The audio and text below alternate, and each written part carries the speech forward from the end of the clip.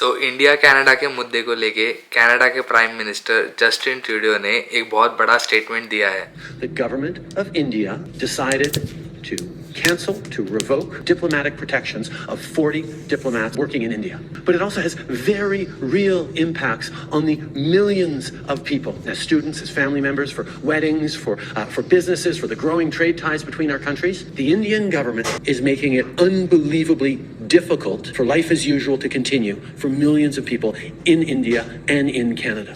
आखिर ये सब हो क्यों रहा है? नाउ मैं इस मुद्दे पे एक स्टूडेंट ओपिनियन दूंगा, जो सभी फ्यूचर स्टूडेंट्स जो कनाडा आने वाले हैं या फ्यूचर में कनाडा आना चाहते हैं उनके लिए होगा। एंड मैं इस टॉपिक पे कोई भी पॉलिटिकल ओपिनियन नहीं दूंगा। तो इंडियन गवर्नमेंट ने 20th of October को ये स्टेटमेंट दिया था, जिसमें मेन पॉइंट जो हाईलाइट किया गया था वो ये था कि जितने number of Indian diplomats Canada में हैं, उनसे कहीं ज्यादा नंबर में कैनेडियन डिप्लोमैट्स जो है वो इंडिया के अंदर हैं। और ये कैनेडियन डिप्लोमैट्स इंडिया के इंटरनल अफेयर्स के अंदर किसी तरह से इंटरफेयर कर रहे हैं। सो इंडिया वांट्स कि इंडिया से 41 कैनेडियन डिप्लोमैट्स चले जाएं, ताकि जो नंबर ऑफ डिप्लोमैट्स हैं वो दोनों कंट्रीज में इक्वल हो जाए। इंडियन गवर्नमेंट के इस स्टेटमेंट के बाद कनाडा की फॉरेन अफेयर्स मिनिस्टर मेलेनी जोली ने भी एक स्टेटमेंट दिया। उन्होंने अपने स्टेटमेंट में कहा कि कनाडा के 41 डिप्लोमैट्स इंडिया छोड़ चुके हैं एंड इंडिया में अब सिर्फ 21 कैनेडियन डिप्लोमैट्स बचे हैं। प्लस IRCC, जैसे आप सबको पता है कि कनाडा के इमिग्रेशन को हैंडल करने वाली बॉडी है, उसका स्टाफ इंडिया में 27 से सिर्फ 5 रह गया है।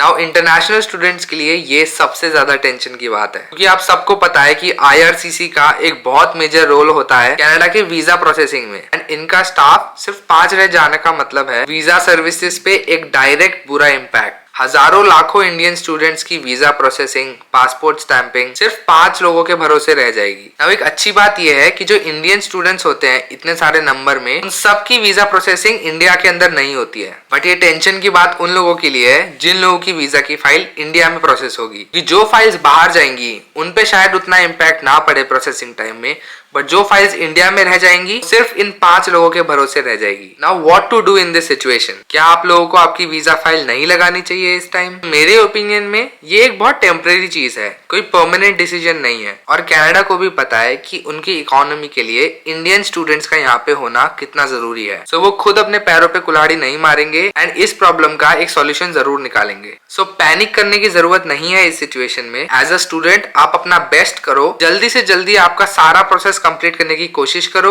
और अपनी वीजा फाइल क्यू में लगा दो, ताकि जब चीजें नॉर्मल हो तब आपकी फाइल एटलीस्ट उस क्यू के अंदर होगी। एंड अगर आपको ये वीडियो इन्फॉर्मेटिव लगा हो और आप इंडिया कनाडा की ऐसी लेटेस्ट अपडेट्स जानना चाहते हो तो आप मेरे चैनल को जरूर सब्सक्राइब कर लेना। एंड आई रियली होप कि ये इंडिया कनाडा की टेंशन जल्दी से सॉल्व हो जाए और किसी भी स्टूडेंट को सफर ना करना पड़े। और इस पूरी चीज पे आपका क्या ओपिनियन है ये मुझे नीचे कमेंट सेक्शन में जरूर बताना।